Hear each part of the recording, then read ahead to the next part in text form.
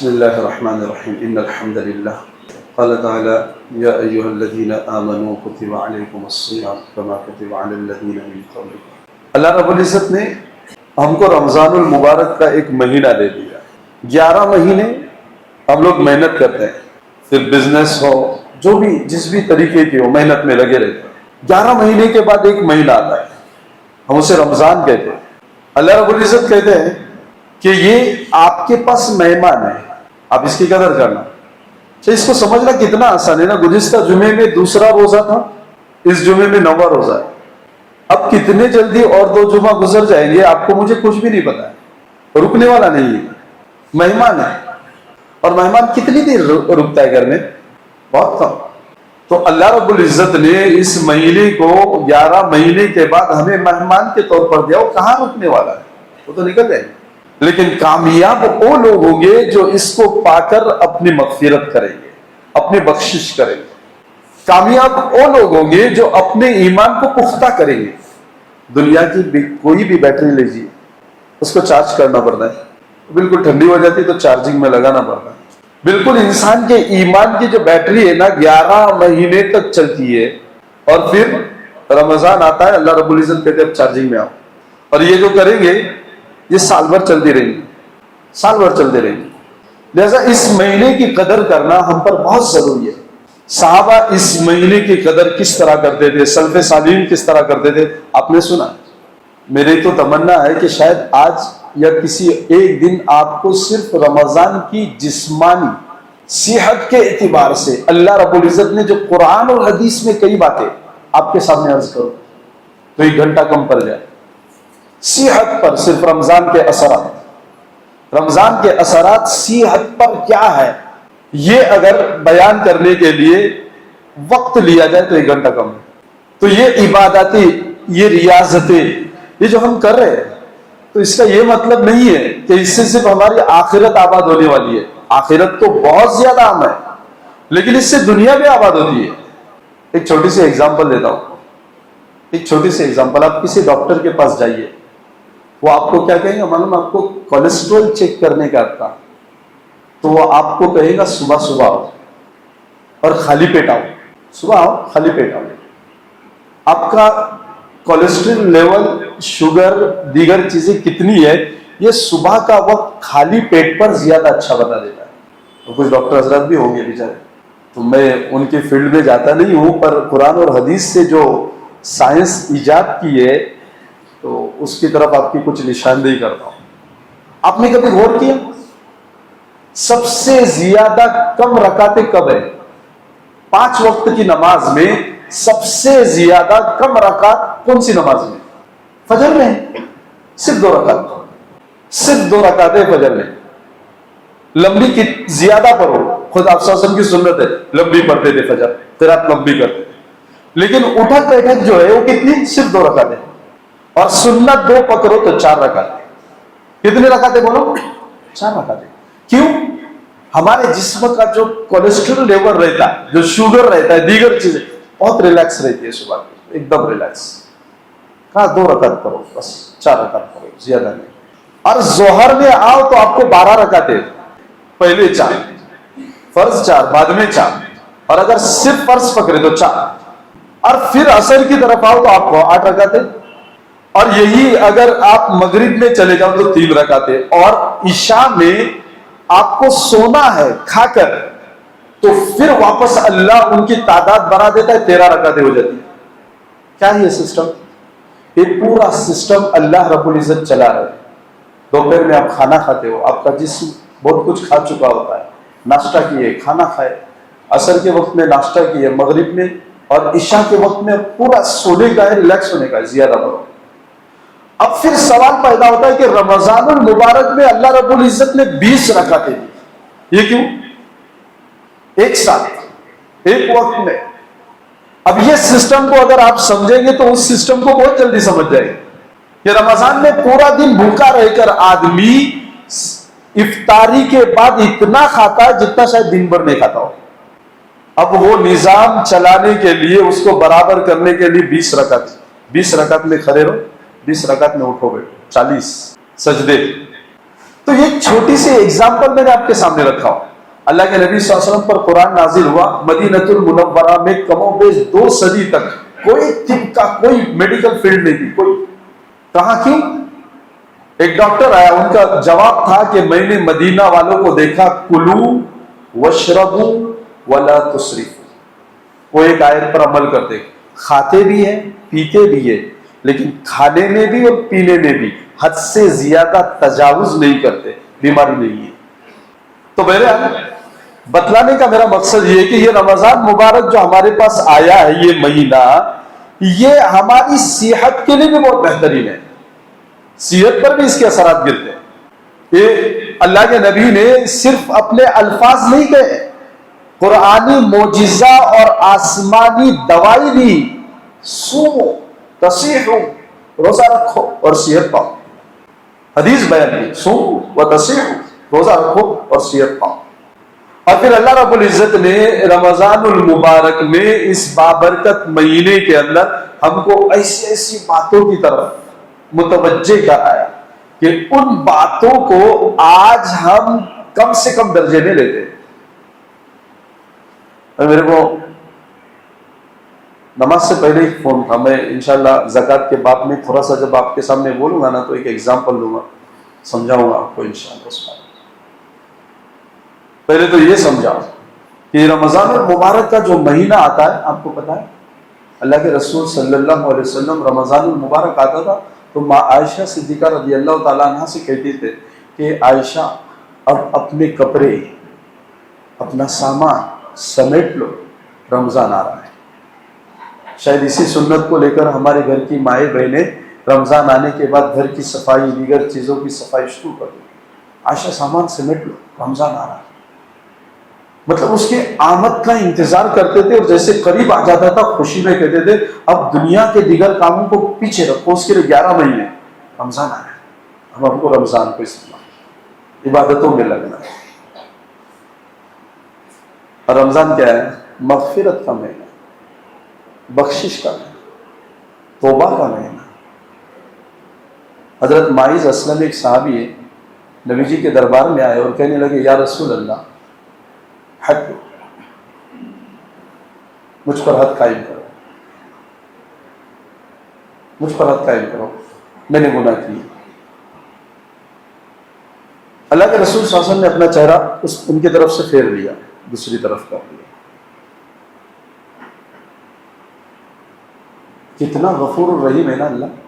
90 پارے میں کہ عیسیٰ علیہ السلام کے بعد آخری نبی اللہ کے نبی آئے، کہتے ہیں کہ موسیٰ علیہ السلام نے جب ان کی قوم کو دیکھا کہ وہ عذاب میں مبتلا ہو چکی ہے اور زمین میں دھس رہی ہے، تو اس قوم نے موسیٰ علیہ السلام کو پکارنا شروع کیا کہ موسیٰ تم ایسا کرو، موسیٰ تم ایسا کرو، موسیٰ تم ایسا کرو. اللہ کے نبی کہتے کہ ایک بار موسیٰ کی قوم نے صرف اللہ کو پکارا ہوتا، اللہ اس میں سے بھی ان کو معاف کر دے. اتنا غفور الرحیم اللہ، معاف کرنے والا، بخشنے والا، اتنا بخشنے والا. گناہوں کے انبار رہے تب بھی بخش دیتا.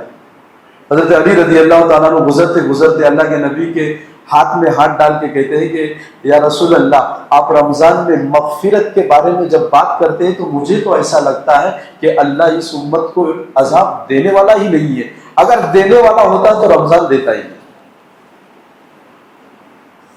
معاف کرنے والا اللہ، اس مہینے میں بخش دیتا ہے اللہ. ہمارے گھر کے اندر کتنے دروازے رہتے ہیں؟ سامنے رہتا ہے خاص جس سے لوگ آئے، اور پچھواڑے میں ایک دروازہ رہتا ہے جس سے خود اپنی مائیں بہنیں اور خود آدمی جائے کبھی، پرسنل راستہ. مسجدوں کے لیے بھی سنت ہے رسول کریم صلی اللہ علیہ وسلم کی کہ ایک امام اور دیگر ذمہ داران اور دیگر لوگ بزرگ، ان کے لیے الگ دروازہ ہے، سنت ہے.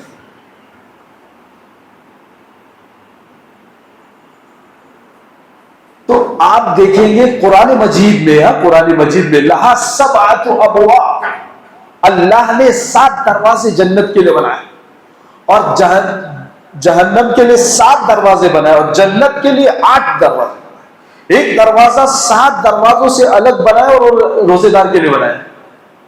اس سے اور کیا میں آپ کو آپ کی رب کے بارے میں بتاؤں کہ تمہارا اور میرا رب اتنا غفور و رحیم ہے کہ شیطان کو جب جنت سے نکالا اور کہا تو دنیا میں چلا جا، اب تو راندے درگاہ ہے، تیرے لیے کبھی جنت نہیں ہے، کبھی جنت نہیں ہے، لیکن اتنا بڑا عالم اور ولی تھا کہ وہ اللہ کی رحمت کو جانتا تھا۔ قرآن مجید میں 34 مرتبہ آیا ہے قال فإنك من المنذرین، اللہ سے جنت میں نکلتے نکلتے ایک دعا کر رہا ہے کہ رب کریم تو مجھے مہلت دے دے تیرے بندے کو دنیا میں بہکانے کی، میں ان کو جنت سے محروم کر دوں گا۔ راندے درگاہ ہوا ہے، محروم ہوا ہے، جنت سے نکال دیا جا رہا ہے، اور اللہ نے اسے اپنی نفرتوں کا محور بنا کر جنت سے باہر کر دیا۔ لیکن علم اتنا تھا کہ اسے پتا تھا اگر اللہ غصے میں بھی ہے تب بھی غفور الرحیم ہے، میں مانتا ہوں اللہ دے گا، اللہ نے دیا، جا تیرے کو مہلت ہے۔ رمضان میں اللہ رب العزت اتنا غفور الرحیم ہے، اگر اس کی صفت کو چھوڑ کر اگر ہم دوسری چیزوں میں لگ جائیں تو شاید وہ اگر ناراض ہو جائے، اللہ نہ کرے اللہ نہ کرے، تو ہم مشکل میں آ جائیں گے۔ اللہ نہ کرے ایسا ہو جائے کہ وہ ناراض ہو جائے۔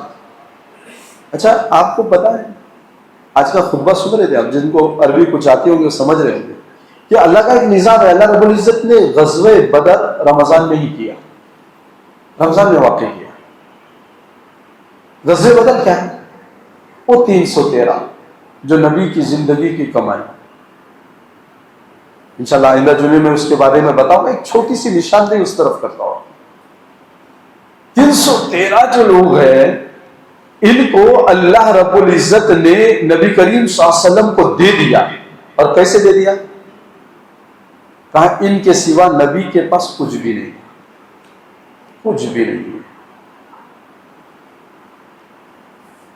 ابو دجانہ صحابی، اللہ کے نبی کے پاس 9 تلواریں تھیں، ایک عبادہ بن صامت نے ہدیہ کی تھی۔ اللہ کے نبی کھڑے ہو گئے اور کہنے لگے کہ یہ تلوار کون لے گا؟ ابو دجانہ کھڑے ہو گئے، سب وقت سب سے پہلے کھڑے ہو گئے۔ اللہ کے نبی نے ان کو بلایا اور تلوار دینے کے آگے کی۔ حضرت علی کہتے یا رسول اللہ اتنی بابرکت تلوار تو مجھے چاہیے، مجھے دے دیجیے۔ کہا نہیں۔ عمر بن خطاب کہ میرے کو چاہیے، نہیں۔ حضرت عبداللہ بن زبیر نے کہا کہ یہ تلوار مجھے دے دیجیے یا رسول اللہ، میں تو بہت اچھا تلوار چلاتا ہوں، یہ تو تیر انداز ہے، میں تلوار اچھی چلاتا ہوں، مجھے دے دیجیے۔ اللہ کے رسول نے کہا نہیں، تمہیں بھی۔ اللہ کے رسول صلی اللہ علیہ وسلم سے ابو دجانہ نے مانگی، ابو دجانہ نے ہاتھ اوپر کیا، سبقت کی اور لے لی۔ احد کا میدان ہے، اللہ کے نبی نے کہا کہ مجھے شہیدوں کی خون کی بھینی بھینی خوشبو آ رہی ہے، ابھی بھی احد کے میدان میں شاید وہی خوشبو باقی ہے، کبھی جائیے اللہ نصیب کرے، مجھے خوشبو آ رہی وہاں سے۔ اب وہ خوشبو اللہ کے نبی نے سونگی تھی تو ابو دجانہ کو کہا کہ رات میں آپ پہرا دینا، رات میں پہرا دینا، پوری رات جاگے پہرا دیتے ہیں، اور صبح گھمسان کی لڑائی۔ حضرت زبیر بن عوام کہتے ہیں کہ ابو دجانہ کو نبی کی مبارک تلوار ملنے پر مجھے بہت اعتراض تھا۔ ہوتا ہے لوگوں کو بغیر تحقیق کے کسی کے بھی بارے میں کوئی بھی خیال پیدا ہو جاتا ہے، شیطان نہیں۔ مجھے بہت عجیب لگ رہا تھا کہ اس کو کیوں دیا، ہم کو کیوں، ہم خاندانی ہیں، ہم کو کیوں نہیں دیا۔ میں کیا دیکھتا ہوں کہ احد کے میدان کے اندر ابو دجانہ اتنے تیزی کے ساتھ آگے بڑھ رہے کہ انہوں نے اساس جو اس زمانے کا سب سے بڑا تیر انداز اور تلوار چلانے والا تھا، اسے شہید کر سے مار دیا، اور لڑتے رہے، شام آ گئی۔ ہم نے ابو دجانہ سے کہا کہ پانی کا ایک گھونٹ، افطاری کا وقت ہوا تھا، نہیں، میں نے نبی سے قسم کھائی ہے اب تک پورا نہیں کیا، نہیں ہوا ایسا. کہا پھر روزہ افطار، ہاں میرا رب ہے، میں دیکھ لوں گا، میرا معاملہ ہے. شام ہو گئی، سورج غروب ہونے آیا اور ابو دجانہ اپنے کام میں. میں آپ کو کیوں کہتا ہوں یہ بات کہ نبی کے جانثاروں نے روزے کی حالت میں تپتی ریتوں میں تلواروں کے سائے میں محبت کے حقوق ادا کیے، اور ہم لوگ مغل سلطنتوں کے بادشاہوں سے زیادہ امیر ترین لوگ، جن کے سر کے اوپر پنکھے اور آزو بازو میں ایسیوں کی ٹھنڈی ہوائیں لگی، شاید اتنا عیش، اتنی آرائش، اتنی نعمتیں وقت کے بادشاہوں نے لے لی ہوگی، وقت کے بادشاہوں نے لے لی. پھر بھی یہ قوم عبادتوں کے اندر سستی کرتی، اسے رات میں کھڑا ہونے میں تکلیف ہو جاتی ہے، اسے رات کی قراتیں لمبی لگتی ہے، اسے دعاؤں میں بیٹھنے کے لیے وقت نہیں. اگر اللہ کے نبی صلی اللہ علیہ وسلم کے پاس سوالات اور جوابات ہو جائیں گے نا محبت کے، تو ناکام ہو جائیں گے. ان صحابہ کو جواب نہیں دے پائیں گے جنہوں نے محبتوں میں اپنی جان لٹا دی، نبی جان لٹا دی. ابو دجانہ شام کا سورج غروب ہونے سے پہلے ان کا بھی سورج غروب ہوا. کسی نے پیچھے سے آ کر کندھے پر تلوار ماری، گر گئے تھے. تلوار ہاتھ میں ہی تھی، سینے پر رکھی، زمین پر گرنے لگی. ایک صحابی قریب آئے اور کہنے لگے ابو دجانہ اب آخری وقت ہے. کہا کوئی بات نہیں، اس تلوار کو امانت رکھنا، یہ میرے نبی نے مجھے ہدیے بھی دی، اسے زمین پر کبھی گرنے مت دینا. یہ اگر زمین پر گر گئی تو میں نبی کو کچھ جواب نہیں دے پاؤں گا، جواب نہیں دے پاؤں. پھر ابو دجانہ نے کہا کہ ایک کام کرو، نبی کو میرا سلام کہنا اور کہنا کہ ہم نے جو تم سے مدینہ سے نکلتے وقت وعدہ کیا کہ ہم مدینہ والے ہیں، ہم اپنی جانیں قربان کریں، ہم آپ پر آنچ آنے نہیں دیں گے. اگر آپ کی طرف کوئی سمندر راستے سے آئے تو ہم سمندر میں کود جائیں گے، اور اگر پہاڑوں سے آئے تو اس پر چڑھ جائیں گے.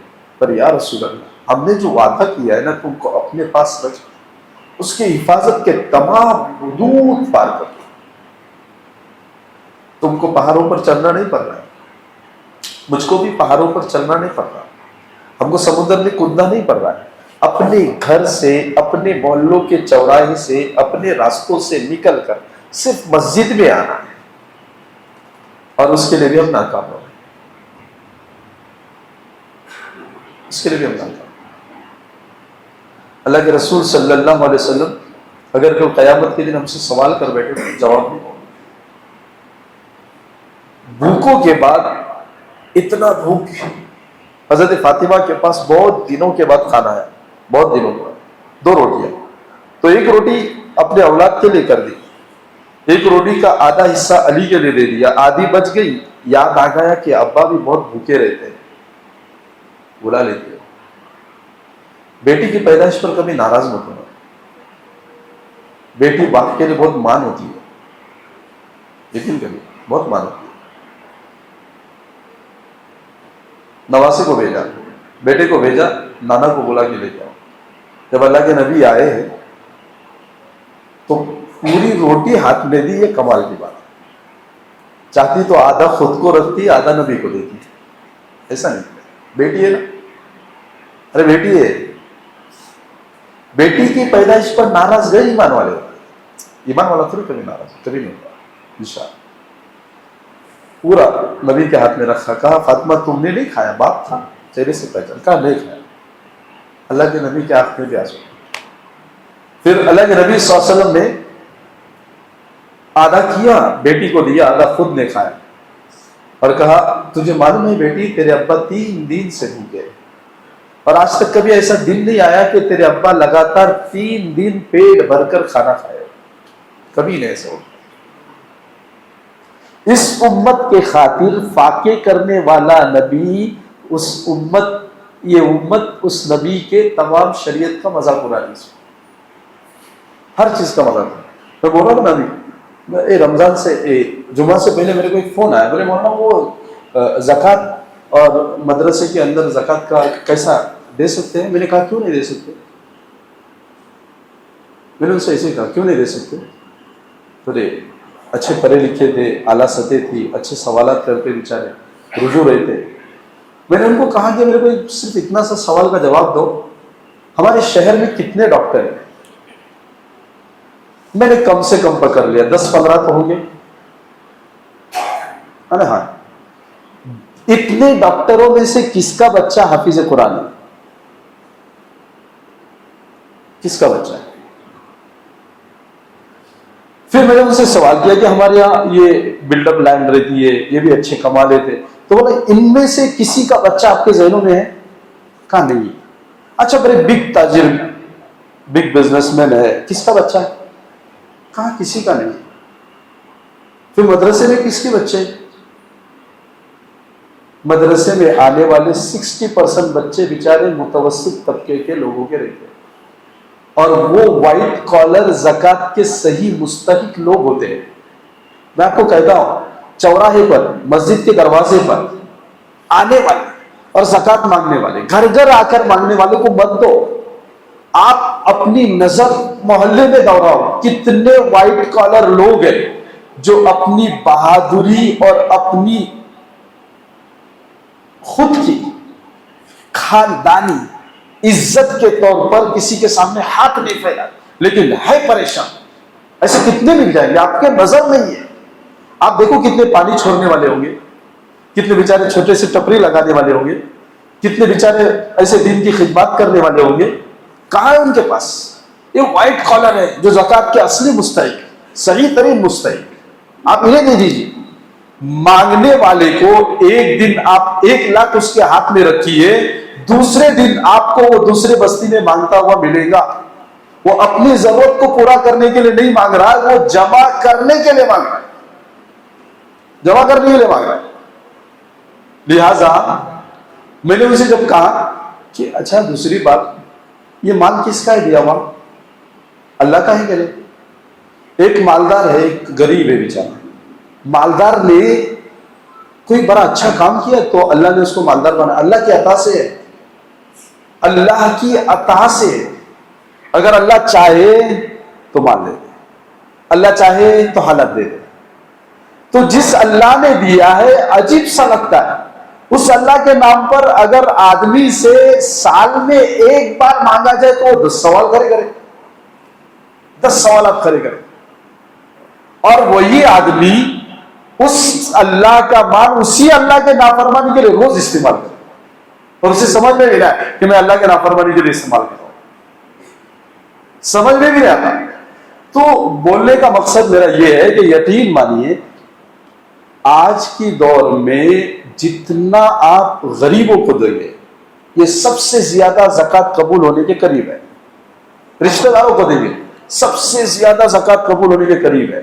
اور پھر ایسے لوگوں کو دے دیجئے تیسرے نمبر پر جو حقیقت میں دین کے داعی ہے, اور جنہوں نے دین کو سنبھالا اور دین کو سنبھالتے ہیں.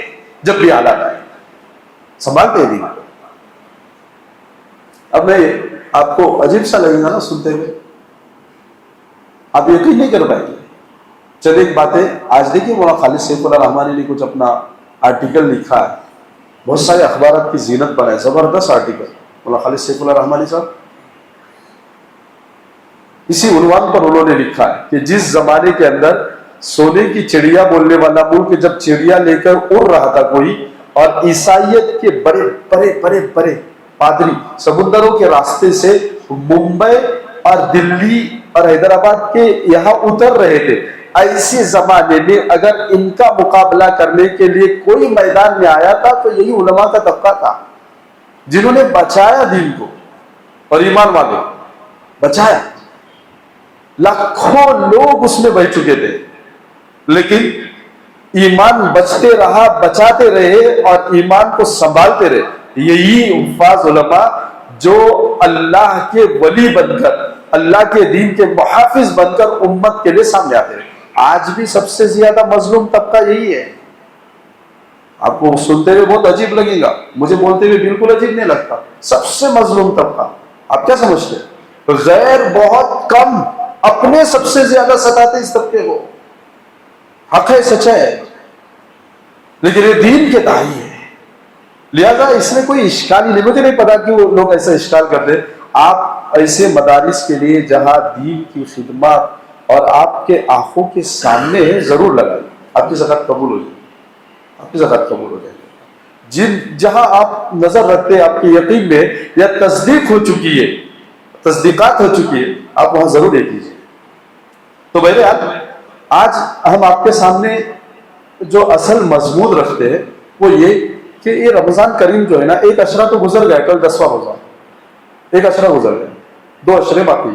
یہ بھی کبھی گزر جائیں گے، ہم کو کچھ بھی نہیں پتا لگے، بالکل بھی معلوم نہیں ہوگا کہ کب ہمارے پاس سے ہمارا رمضان گزر گیا. لیکن رمضان گزر گیا تو اس کے گزرنے پر عید کی اصلی خوشیاں ہم کو حاصل کرنے کے لیے رمضان کو رمضان کی طرح گزارنا پڑے گا. وہ کیسے گزاریں گے؟ تلاوت کے ساتھ، دعاؤں کے ساتھ، عبادتوں کے ساتھ، تراویح کے ساتھ. میرے کو تو عجیب لگتا ہے، میں نے اسے سنا مسجدوں میں یہاں صفیں بنتی ہے، باہر 2 صف بنتی ہے، باہر پیچھے 2 صف بنتی ہے، کہیں 2 صف بنتی ہے. ارے اللہ کے بندو، امت اس وقت سب سے زیادہ اختلاف میں مبتلا ہے. ایک گھر، ایگزامپل دینے کے لیے اتحاد کی مثال نہیں ہے امت کے پاس. اس کی سب سے بڑی وجہ صفوں کی درستگی میں کمی ہے. نماز ہی نہیں ہوتی صفوں کی درستگی کے ساتھ. اور سب سے بہترین صفت اس امت کی تواضع، وہ اتنی نکلی ہے کہ ایک بندہ صف میں جہاں کھڑا ہے نا، اگر آگے صف خالی ہو جائے تو وہ وہاں سے ہلے گا نہیں، ایک پیر ہلائے گا نہیں، وہی کہ وہی کھڑا رہے گا. آزو بازو سے دوسرے آنے والے چاہے تو آئے، وہ نہیں ملے گا. تکبر کی انتہائی انسان جو اللہ کو سب سے زیادہ ناپسند ہے، سب سے زیادہ ناپسند. اللہ رب العزت نے اگر کوئی چیز ناپسند کی ہے تو تکبر ہے، اور کہا یہ گناہ کو میں کبھی معاف نہیں کروں. تو اللہ کے نبی صلی اللہ علیہ وسلم نے یہ رمضان کریم کے جو فضیلتیں بیان کی ہے، اس میں 2 چیزیں بہت اہمیت کے حامل ہے. اس میں تراویح کو آپ سمجھتے ہیں؟ میں نے آپ کو ابھی ایگزامپل دیا نا، میڈیکل ایگزامپل.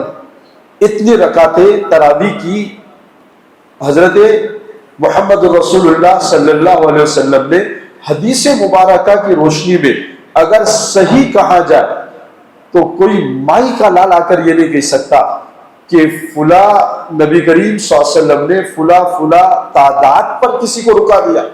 کوئی مائی کا لال نہیں. اللہ کے نبی رات قیام کیا. بخاری مسلم کی روایت، رات رمضان میں قیام کیا اللہ کے نبی، پوری رات. ذرا سا وقت اپنی ضروریات کے لیے نکالتے تھے اور پوری کی پوری رات کھڑے رہ جاتے تھے.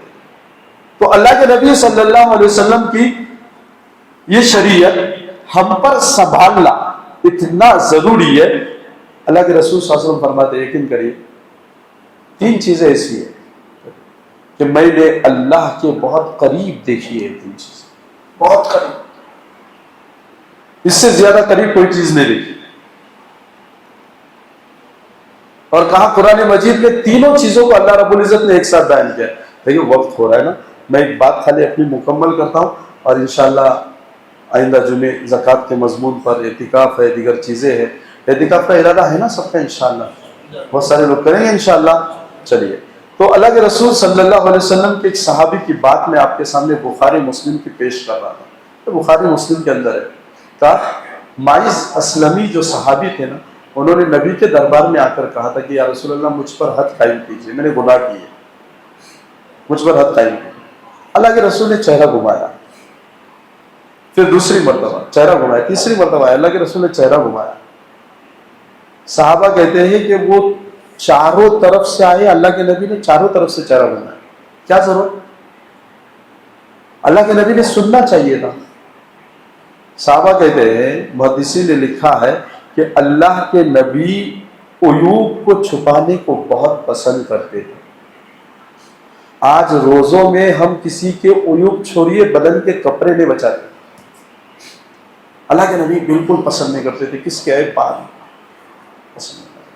ایک صحابی تھے عبداللہ ابن عمر، آ کر ایک صحابی کے بارے میں کہا. الحمدللہ یہ دعوت و تبلیغ کے راستے میں نکلتے ہیں تو بہت مشہور وہ روایت بیان کرتے. 3 لوگ پیچھے رہے. تو انہوں نے کہا یا رسول اللہ آپ کو پتا ہے یہ کعب کیوں پیچھے رہے؟ کھجور بہت ہے نا، پیسہ بہت. اللہ کے رسول کے آنکھیں سرخ ہو گئی، روئے اور کہا بس ہو گیا، میرے پاس اس طریقے کی بات مت کرنا. اب یہ ڈر گئے. اللہ کے رسول ان سے شام تک بات نہیں کر رہے. اب صحابہ کو شام تک بے التفاتی بے توجہی اللہ کے نبی کو برداشت ہونے والی. روئے. شاگرد تھے، خاص شاگرد، سب سے زیادہ روایت بیان کرنے والے، بہت روئے.